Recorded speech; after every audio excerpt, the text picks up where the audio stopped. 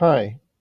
Just in case I'm sucked off to a medical adventure and can't get in for class, I thought I would do some recordings. This chapter has a lot of stuff. I don't have a lot to add, although I do share the last name of someone fairly famous in this chapter, the famous canon, Walter B. The opening vignette is interesting, and it does not give much hope for those who are, as adults, trying to change their body weight. Um, and it will recur, this theme will recur later. The Biggest Loser. I'm not a fan of reality TV, so I've never seen it, but I can imagine what it was about. There's a term, homeostasis. So there is my famous not relative, Walter Buchanan.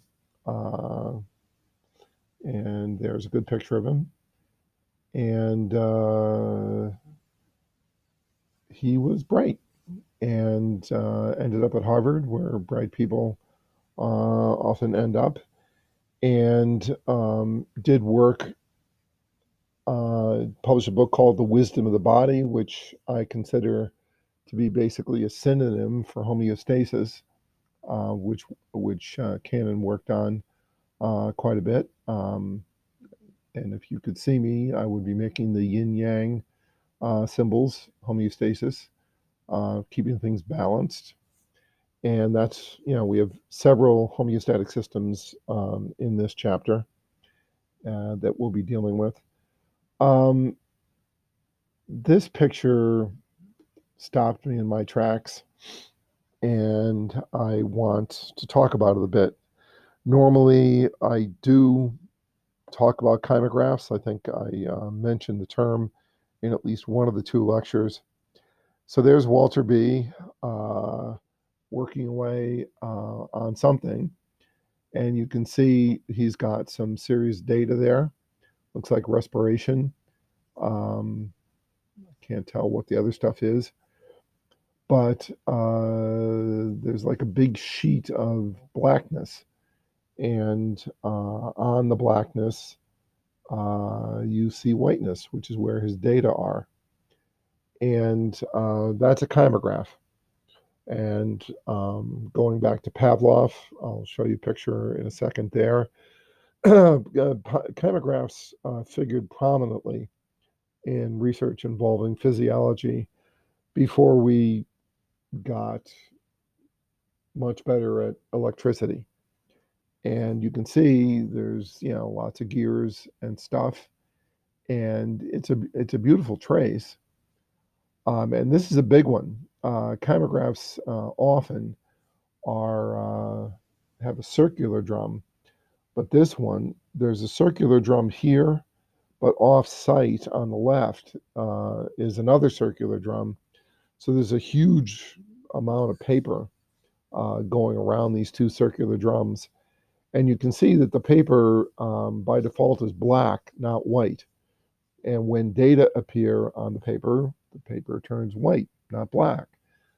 And the reason for that is that they didn't have amplifiers, and electricity was still a little novel.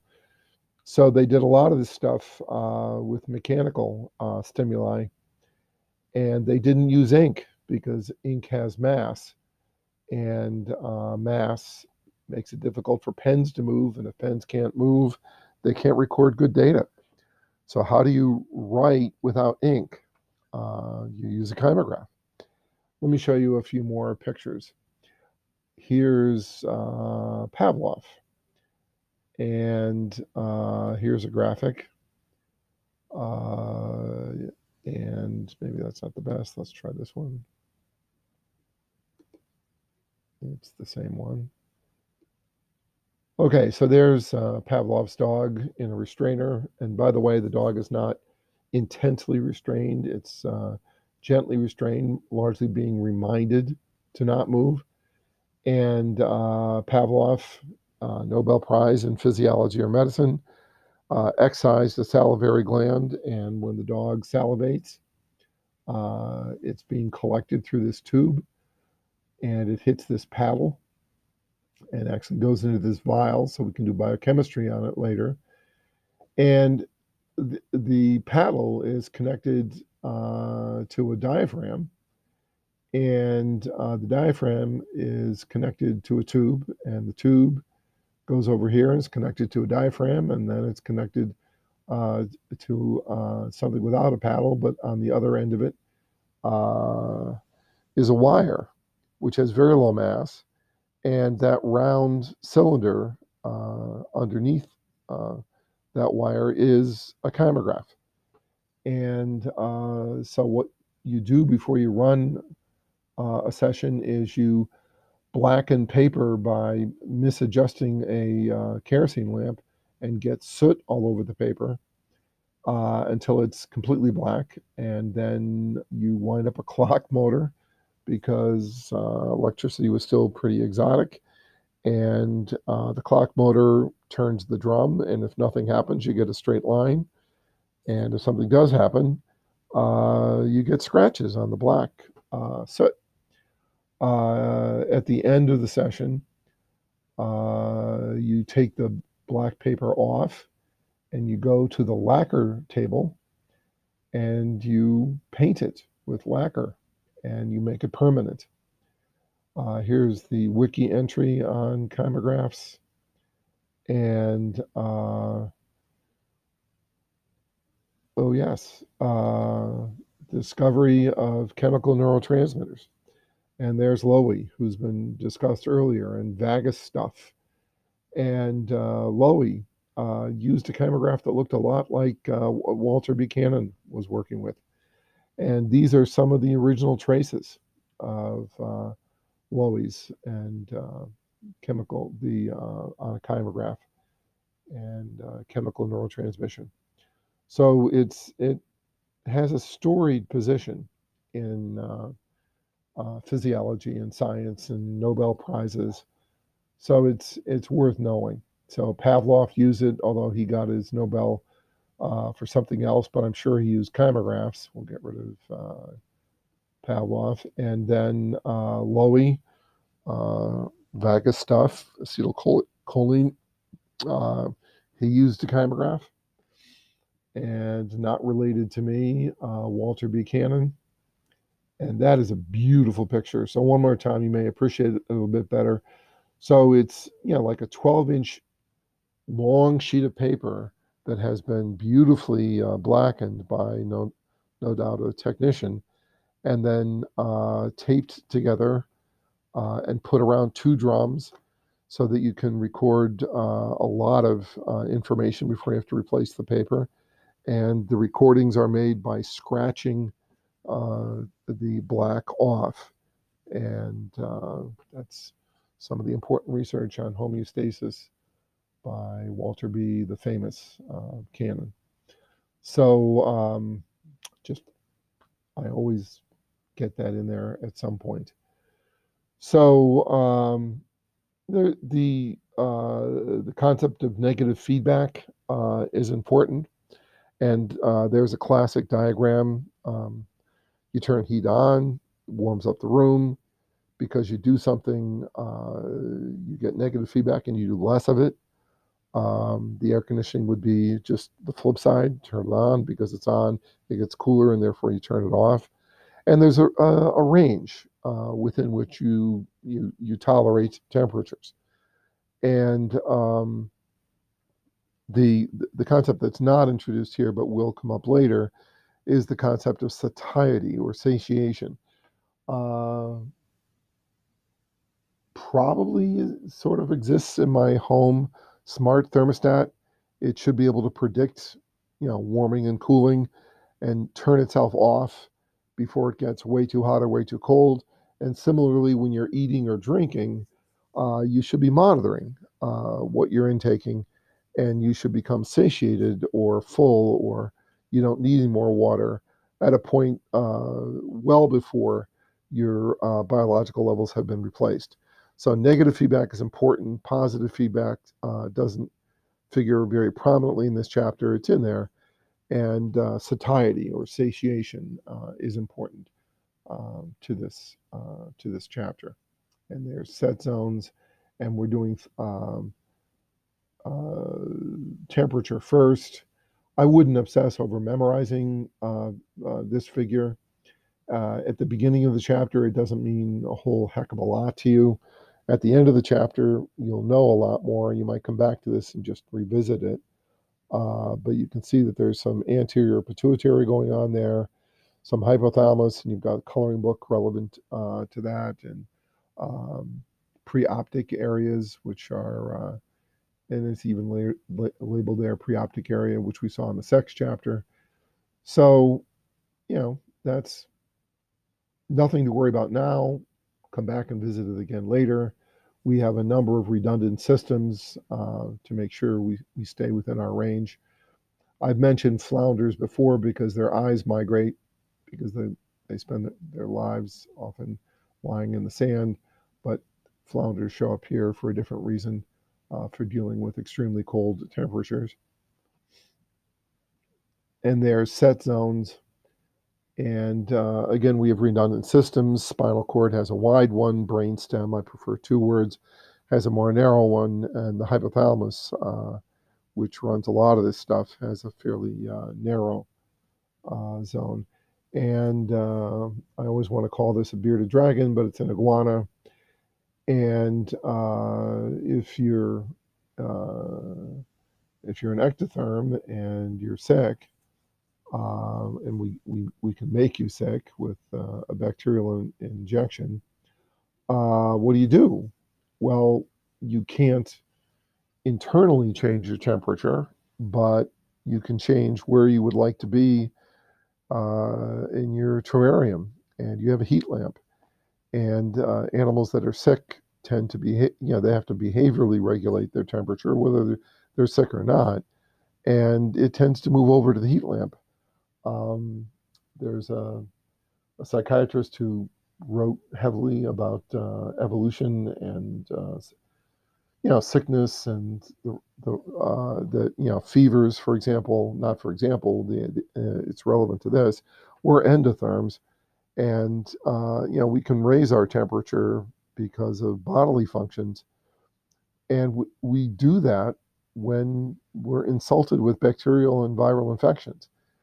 And within a fairly good range, let your fever run. It's fighting the bad guys. You start, popping aspirin or ibuprofen right away to drop your temperature. You're working for the enemy by dropping the temperature. It's been seriously stated that we're in cold and flu season now, particularly flus. Flu can kill. Hope you have your shots. And because people fight temperatures so much, they are lengthening their flus. And because they lengthen their flus, they are making it more likely that they'll get secondary infections, and fighting fevers induced by a flu may actually make it more likely that you die, which is probably not why you pop your aspirin. So there's, an overview, not much in that figure that isn't in the text. And there's, again, physiological and behavioral thermoregulation, and there's rat pups. And there's very clever research on them, which is reviewed and worth considering. The McEwen, by the way, here, and the term allostasis, he's a big deal. He's a very big deal. Definitely worth knowing his name and the concept of allostasis. And then we do fluid regulation. And as discussed in relation to our auditory system, we call it out of the ocean, your inner fish. And the ocean has a pretty reliable salt concentration. And here's, what almost looks like a drug dose response function. But what you're supposed to be struck by here is here's the saltiness of your extracellular fluid. And if you've got extracellular fluid, you probably have intracellular fluid. And some of you guys, by the way, are still not understanding what neurons are. And you might revisit some of the very early chapters and the concept of extracellular and intracellular. But look at how steep that function is. And look at how many organisms fall within like zero deviation of where we are, and suggesting a common evolutionary history. And there we are right there. So, homeostasis, I'm sorry, osmosis. Some of you don't understand the action potential yet. And semi-permeable membranes. This will help you review. I would recommend that you look at this and go back and look at the anatomy of the neuron, look at neurophysiology, resting potentials, concentration and electrostatic forces. But here we have a semi-permeable membrane, and what happens if you put water on one side? What happens if you put salt on one side? And the salt's effect is pretty amazing. Water will move toward the increased salt concentration. And that can be an important signal for a kind of thirst that is discussed in here. So, intracellular compartment, extracellular compartment, for those of you who are having trouble with action potentials, this chapter is a chance for you to come to grips with those things. And, diffusion, osmosis, this is all pretty basic, but some of you definitely need it. And there's a discussion of average daily water balance, about 2.5 liters. And then two kinds of thirst: osmotic thirst and hypovolemic thirst. They each have their own mechanisms of detection and control. And it's very important to keep your extracellular and intracellular volumes correct. And the graphics in here are pretty excellent. And there's a good one, sort of a joke, but not a joke. So there's me eating something very salty. And because my extracellular fluid is filled with the salt I just ate, I'm going to be pulling water out of my cells, and that will produce osmotic thirst. And then you have hypovolemic thirst. I watched a lot of the television program MASH in my day. And those zany doctors were trying to, keep people alive after often being shot.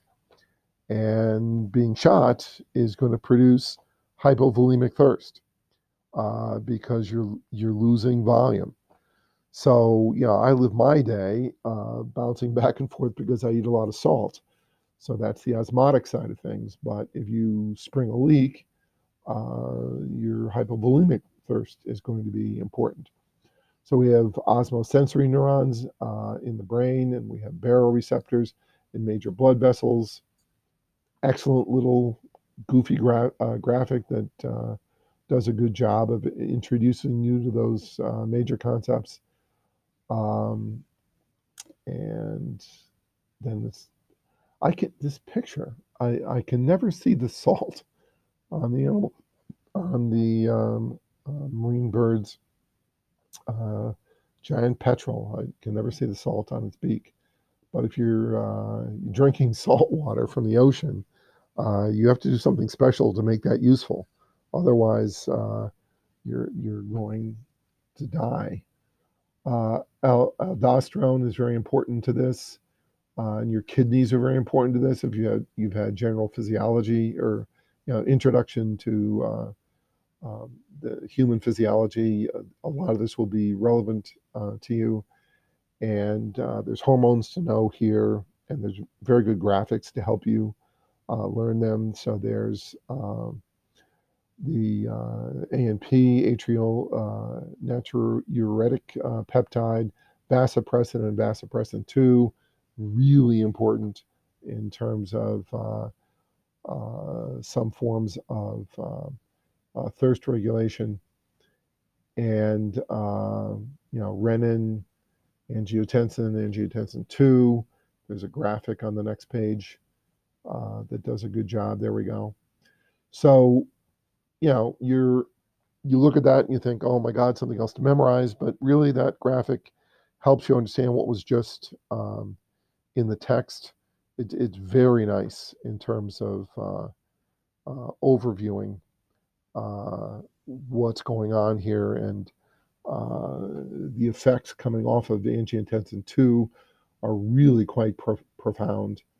And as you probably know, I'm very into the ventricular system of the brain, and there's something that's a trigger for me: circumventricular organs. And here they are. Whoops, didn't mean that.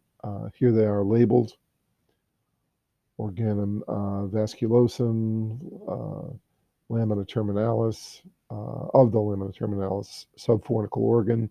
You can probably guess, since I try to reinforce that names make sense, that the subfornical organ is below the fornix, although I now realize that this may be the first chapter that the fornix has come up in, other than if you go way back to the gross anatomy chapter. But the fornix is in your coloring book this time. And these structures, these paraventricular structures, are important to this chapter. And there we go. So what kind of section is that? How do we cut this? What can we see? What don't we see? And the answer is we can see dorsal ventral, we can see rostrocaudal, we cannot see medial lateral. That's a sagittal section. It looks very much like a mid-sagittal section. Circumventricular organs, what's this gray island here?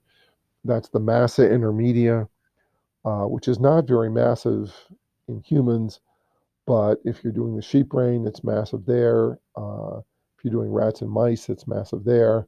And you can see that it connects well, you can't see, but you should know that the massa intermedia connects your left and right thalami, and the third ventricle has to go around it. So it's like an island in the middle of the third ventricle. So this yellow thing here is the corpus callosum, which is not very relevant to this chapter, but it's yellow, so you might be wondering. And then you have the subfornical organ, which is orange. And you might guess, although it's not labeled, that this little area above, that's the fornix, which is in your coloring book. And then you have the organum vasculosum of the lamina terminalis. I'm not sure whether the lamina terminalis is in your coloring book, but you can see it's on the base of the brain. The thalamus is up here where the massa intermedia is. And below the thalamus, if you are low on temperature, you are hypo, you have the hypothalamus. And there's a lot of hypothalamic structures that are important to these later chapters.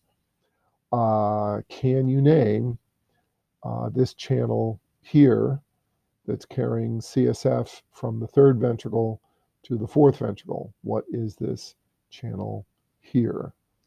Conjunction, junction. Well, not what's its function? Yeah, it is. It carries fluid. What is it? It's the cerebral aqueduct. And if that's the cerebral aqueduct, what is the part of the brain that's around it? And thus the term, which I spent a lot of years working in, the periaqueductal gray. So you have CSF going from the third ventricle through the cerebral aqueduct to the fourth ventricle, and on the floor of the fourth ventricle, you have the area postrema. By the way, if you're listening to this lecture on Thursday and you drink too much Thursday night, that's what you're vomiting with. and it's also important for fluid regulation. And there's thirst, but here, this over here is really more important. So this is volumetric. If the volume is low, hypovolemic thirst. If solute concentration is high, you get osmotic thirst. And there's nothing new in that figure. It all reviews what's in the chapter. And look, nucleus of the solitary tract, subfornical organ, OVLT. So you've got, paraventricular structures involved in both. And the preoptic area, and remember the preoptic area, the MPOA, and in 3 from the sex chapter, it's also involved in fluid regulation. And then you have the hypothalamic thirst and the supraoptic nucleus of the paraventricular nucleus. Now, where would you expect your paraventricular nucleus to be? Sort of near a ventricle, and supraoptic means above the optic chiasm. And on the left, you have drinking, and on the right, you have vasopressin release and water conservation because you're bleeding out. Oh no, I'm sorry, because you're thirsty. On the left, you're drinking because you're bleeding out, and I'm very thirsty right now. I will pause for a brief liquid break, and I'm back. And now, food. Now, food is what we often obsess over in our hyper affluent modern world, which we didn't evolve to live in. We are exposed to ridiculous numbers of food cues. I walk by a candy machine, and when I usually give this lecture live, I point to the candy machine, and how many kinds of candy are in there, or snack items? There's like 20 or 30 of them. Um, and sugar is the devil. Well, where do we get sugar in the real world? Fruits. And how long do fruits stay around? Everybody loves fruits. Our primate cousins fight over fruits. And so if you don't eat fruits right away, man, they're gone. And what does sweet indicate to us in our evolutionary history? Calories. And we did not evolve to have six packs and look good in bikinis or on the beach. UCLA, the males would go to the fitness center and pump iron because beach season was coming, and you wanted to look ripped. That is so not our evolutionary history. Try to kill yourself by overeating. It's very hard to do. Kill yourself by undereating, you can do it. You really want to kill yourself? Stop drinking liquids, and you'll die. So we evolved to maintain body mass, not to lose it. And in fact, one of the most lawful ways to increase body fat to muscle ratio is to regularly diet. You want to grow up looking like Jabba the Hutt, which I worry a little bit doesn't mean anything to anyone anymore. So you want to grow up to look like Jabba the Hutt. Oh, there he is. That is so Jabba. Lean, mean muscle machine? No. Every time you go on a diet and lose and come back, you come back with more body fat and less muscle, typically. And dieting, you should, if you're going to diet, you should go on one diet, and it should be your last. And if you don't have a lifelong plan for weight regulation, I wouldn't even think about dieting. So there's basal metabolism and calories per day, and here we are, a member of the endotherm family. I'm very happy about that. And there's unicellular organisms and ectotherms. It's a nice table. Nothing to memorize, but The slope is constant, but we are pretty expensive to maintain. Here we go. So this is laboratory research. The animals were, clipping along on 3,500 calories, kilocalories per day. And then, because it's an experiment, we dropped them tremendously uh, to 450 kilocalories a day. That's a serious diet. And look at body weight. That should not give you much hope for your next diet. There is loss, but it's not much loss. And look at your basal metabolism, man. Your basal metabolism really cranks down. Why is that? Doesn't your evolutionary history know you want to look good on the beach? No, it doesn't. It's in the bowels of your ship, buried deep in your brain. It has no clue that you're doing this on purpose. In the evolutionary history of this species, we did not do this on purpose.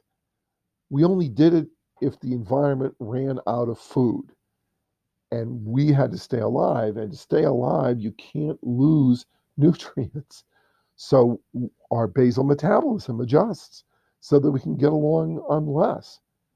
And the discussion of the Biggest Loser comes in here again. Yeah, right there, Biggest Loser. Um, but when you get your calories back, you don't bounce right back with basal metabolism. You bounce back with body weight, and you tend to over adjust. And think about Jabba the Hutt. And there's a nice graph. Um, However, as it points out here very effectively, it's a little late for me. Maybe you can pull it off.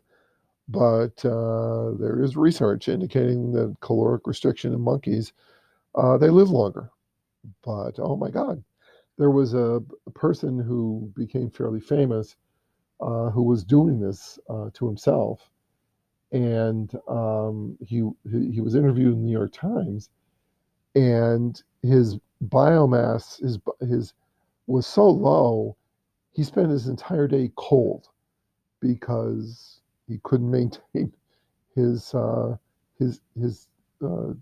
endothermic temperature he's supposed to keep, and he didn't like being around people. He sat in his apartment shivering all the time. I mean, is that a life? And that's what he did. Another beautiful graphic. Uh, Glucose and insulin is so important to this story. And the text has a good story, but that graphic is beautiful. So notice the brain doesn't require insulin. It can metabolize glucose A-OK, straight. Most of the rest of the body, virtually all the rest of the body, does require insulin. And it's also required for energy storage. So there's those, the universal symbols of, enzymatic action. So you have insulin converting glucose into glycogen being converted into fat, which is what you allegedly are not looking for. Insulin helps with that. And fat can be converted into fatty acids, which can be metabolized by the rest of the body without needing insulin. I love the name. So we have glycogen, and most of us have heard of that before, but glucagon is such a beautiful name. What do children say when their food is gone? All gone, all gone, and there it is, glucagon. So glucagon signals the reversal of the storage pathway and converting glycogen to glucose. So beautiful discussion. And insulin is very important. And those of you who are knocking back diet sodas, um, in our evolutionary history, what did sweet indicate? Certainly not, what a diet soda indicates. It was an indicator for you are about to consume a ton of calories, and your body wants to be ready for that. So if you're consuming a ton of calories, it's going to be a party in there. You're going to release insulin. Insulin can turn into glycogen and can turn into fat, and it's everybody gets to insulin. Allows your organs to metabolize glucose. It's party time. So you drink a diet soda, and our evolutionary history has trained our bodies to say, "Oh wow, here we go. We just found a tree full of fruits. We are about to get a lot of calories. Let's go nuts on the circulating glucose. Why not?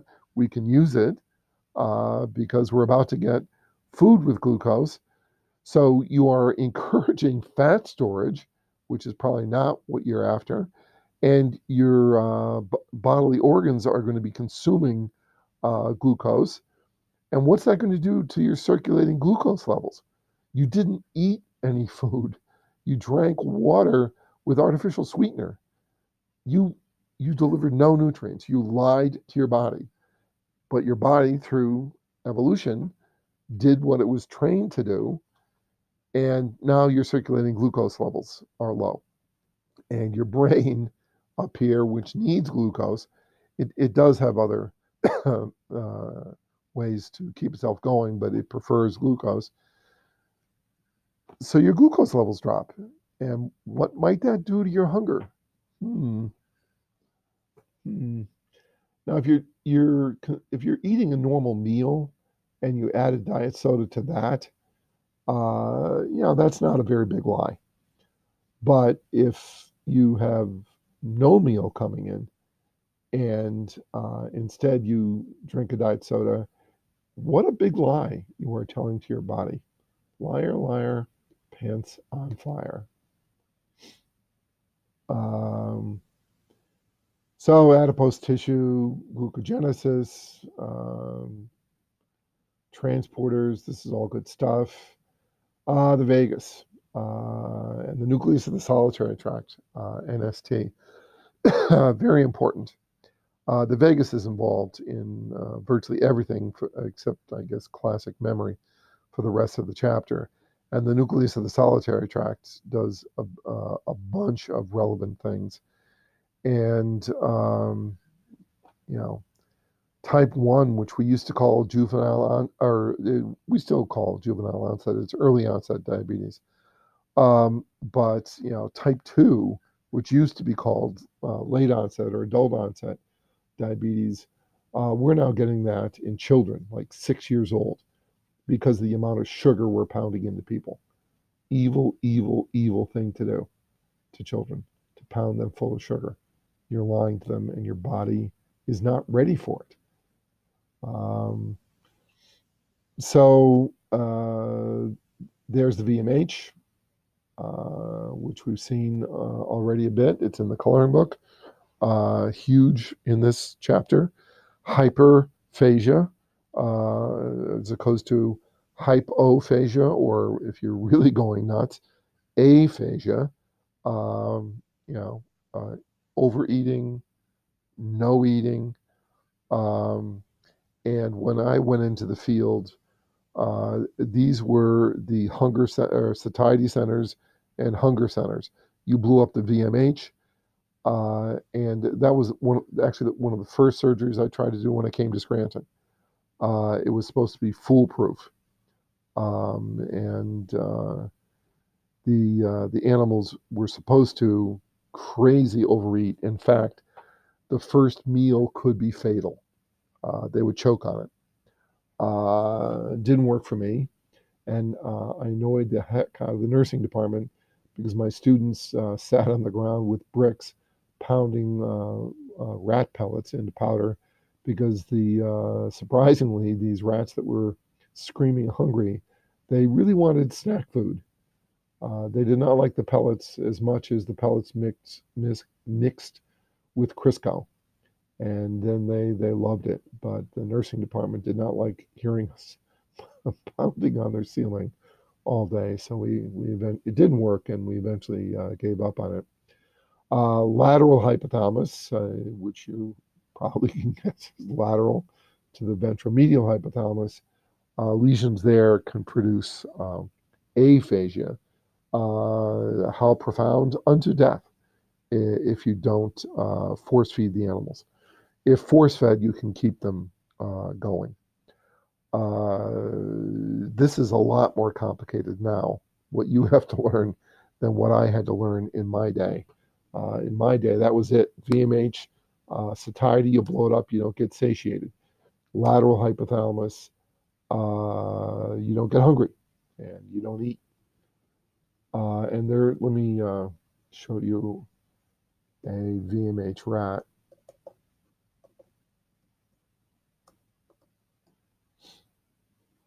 There we go. There's the rat of my youth. So that rat is over a kilo. It's just, speaking of Jabba the Hutt, there you go after years of dieting, with normal dieting, yo-yo dieting. And there's some mice in here that sort of look like that, but they're a little bit different. There's a nice graphic. VMH is exactly where it should be. And notice that it's near this kind of magical place right here. And that's the arcuate nucleus. And later in the chapter, there's a figure from hell that you must master. There's a lot going on in that area. And there's the lateral hypothalamus down below. And by the way, this is the optic chiasm, just to give you a reference point. And there's, stories and eating and set points, which is the way we think about things these days. And there's the arcuate, highly specialized appetite controller, variety of hormones. So yeah, variety. You're going to love this. I would know that table. To the best of my knowledge, it doesn't contain anything new that you haven't seen before. But if you're not conversational in that table, reading, oddly, in this case, reading the book will be difficult. It's a bit like the anatomy table from chapter nothing. So you know the telencephalon and the mesencephalon, and you have to know these hormones. When I was you, I just had to know insulin.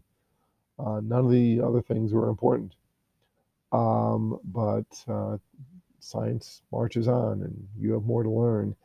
And these things, tons and tons of research is being done on these signalers for appetite, because obesity is such a big problem in the United States. Again, children are getting adult onset or late onset diabetes at 6 because we pound so much sugar into them. So here we go. OB. Both of these mice have 2 copies of the obese gene, which impairs production of leptin. And this looks quite a bit like the VMH rat I showed you before. These are mice, of course. But OBs, good discussion, easily understood. Enjoy, as we say in Pennsylvania. And there's ghrelin, stomach. It affects growth hormone. Ghrelin is a powerful appetitive stimulant. When you think about eating, you should think about fasting phase of eating between meals. And of course, what do we call the first meal of the day?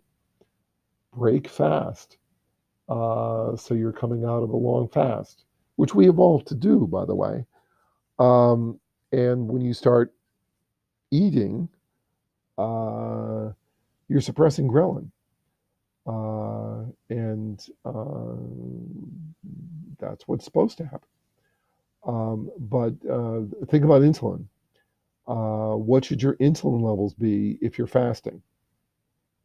like in the morning. If you ever gone in for blood work, which I'm getting a lot of these days, but they don't have me fast anymore because that's not my problem. But they often tell you you can't eat anything for 12 hours. They want fasted blood work because fasted blood work, you are, deep in the fasting phase. And what should your insulin levels be? If you have had no food for 12 hours, what should your insulin levels be? Should they be high or low? They should be wicked low because if you haven't had food for 12 hours, where's your circulating glucose coming from? Not your digestive tract. And so your insulin level should drop. And then when you eat a meal, and I just did the diet soda part of your program, when you eat a meal, you are going to spike your insulin because it's a party, and now you've eaten.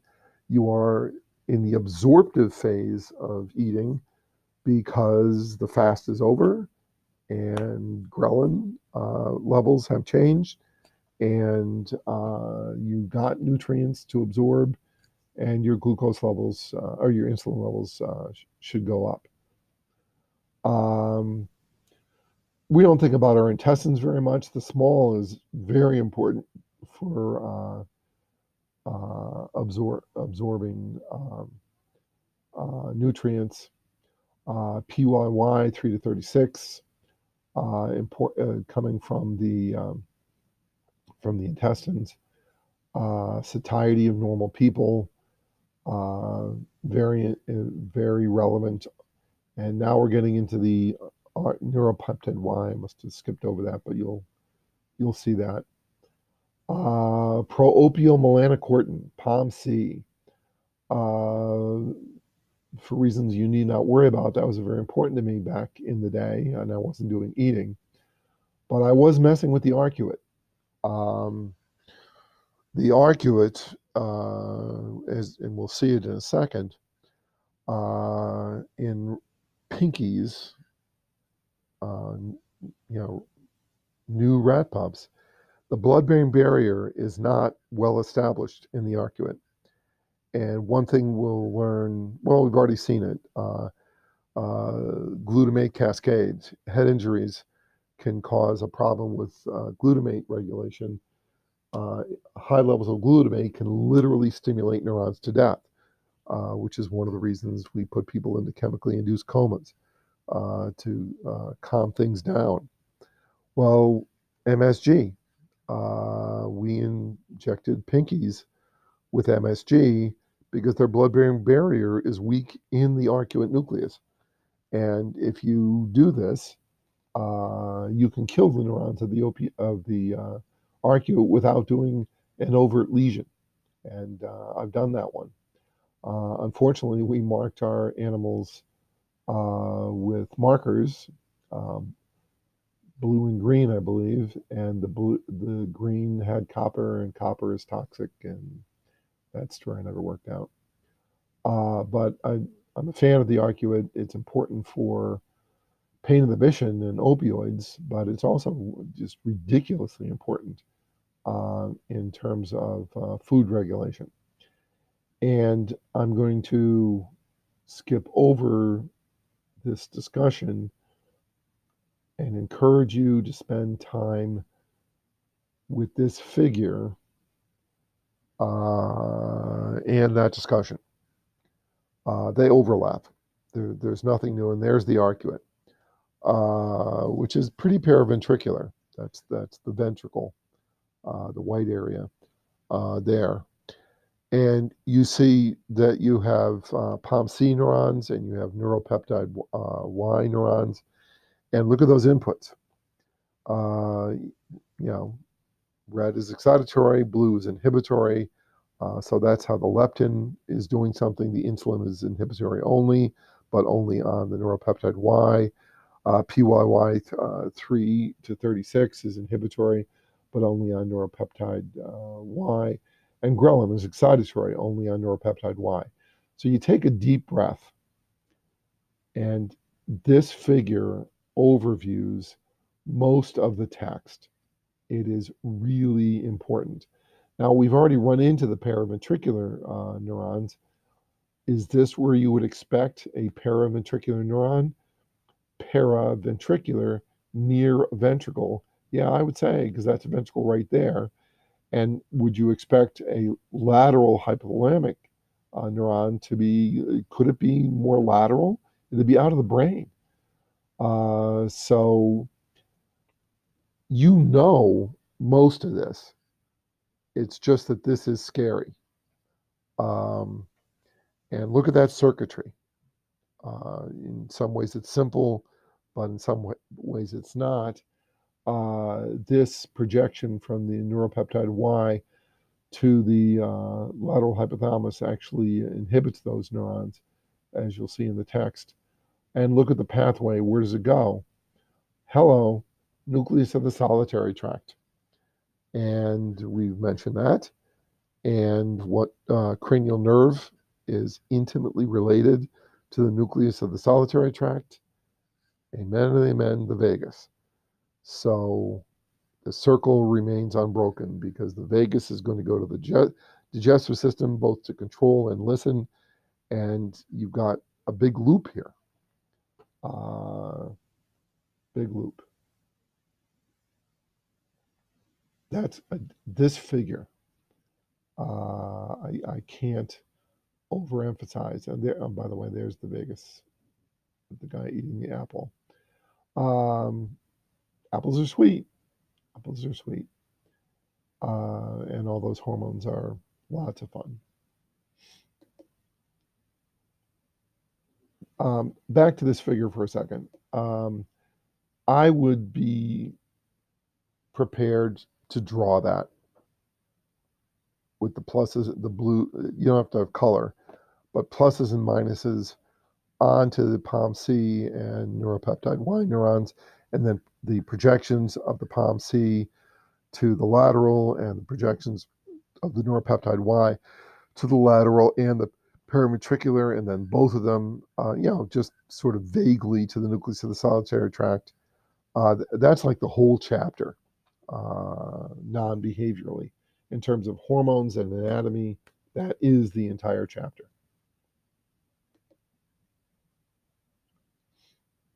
And okay, now this figure. Um, I may have mentioned it before, but I'm going to do it again. So this, I don't care about the technology here, but it's in situ hybridization, which was discussed way earlier in the chapter. There's, look at that. Oh, the hippocampus. We'll see a lot of that from here on in. This is the hypothalamus down here, suggesting a bunch of this is the thalamus. But why are we getting white spots? We're getting white spots because this is dark field illumination. So light is being transmitted in your microscope so that if nothing impedes the light, it does not go into your objective and you don't see it. See out here? There's nothing out there. What's out there? Oh, it's dark. It's dark field. There's no messing with the stimulus. Now here you can see, a gray amorphous thing, because there's cells and they bend light a little bit. What's going on here? Silver grains, or in this case, it would probably be HRP, which is sparkly. And so that really messes with the light. And so the light, which is supposed to be missing your objective, is suddenly shot straight up into your objective. And you get a very bright stimulus. So dark field. Oh, microscopy, why not?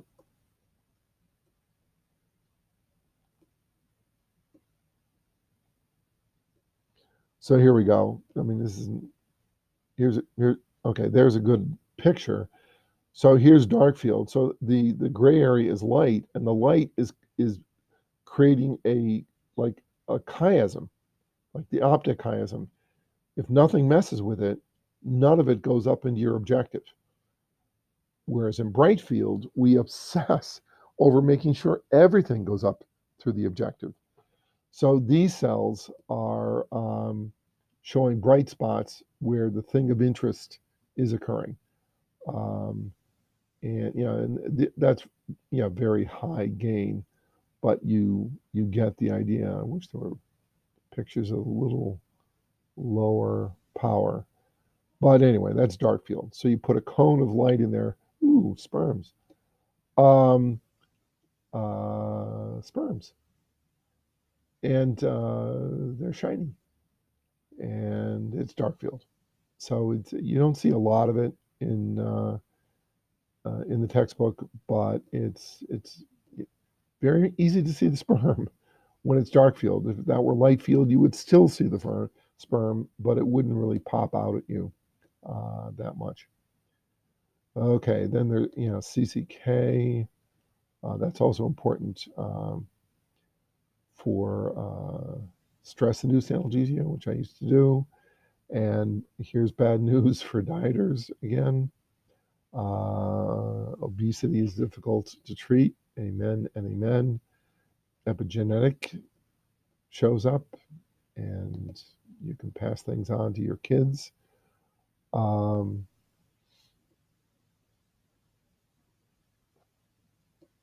There's many approaches we can take. None of them have yet turned out to be magical. Bypass surgery can be pretty effective. Surprisingly, it can affect type 2 diabetes faster than you would think, suggesting there's something we don't understand there. So here we've got like a lot. We put a baggie in the small intestine so that most of your nutrients are not absorbed, which I suspect gives you pretty interesting bowel movements.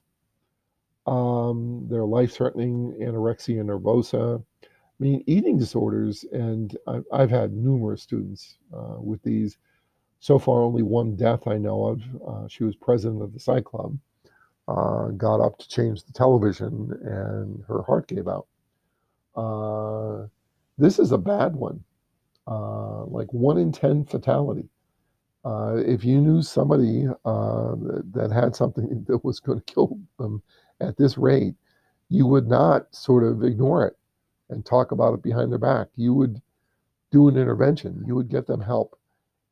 And I definitely recommend that. Another peptide, a Goody-related peptide. So much stuff for you guys. Oh, Jesus. Sorry. I never knew that Jolie ever looked like that.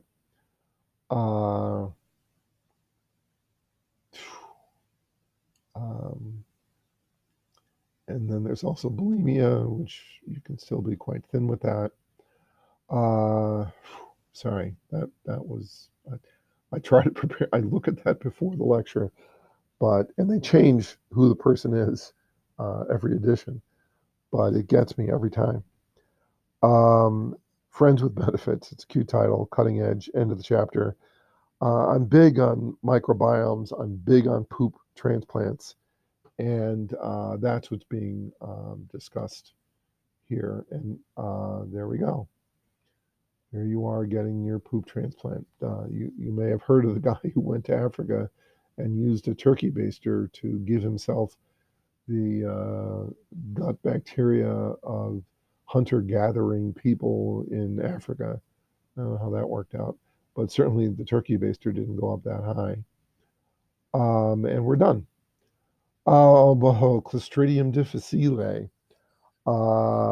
Yeah, that's why I'm very phobic of taking antibiotics, because that's one thing you do not want to have predominate in your GI system. And fecal transplants have had virtually magical therapeutic effects on people who've been crippled by that disorder. Here's the definition of crippled: of a person unable sorry, to walk or... My hello Google just tried to answer a question. Okay, So I hope I gave this live instead of by electronics, but that is the end of today's or this week's lecture. I am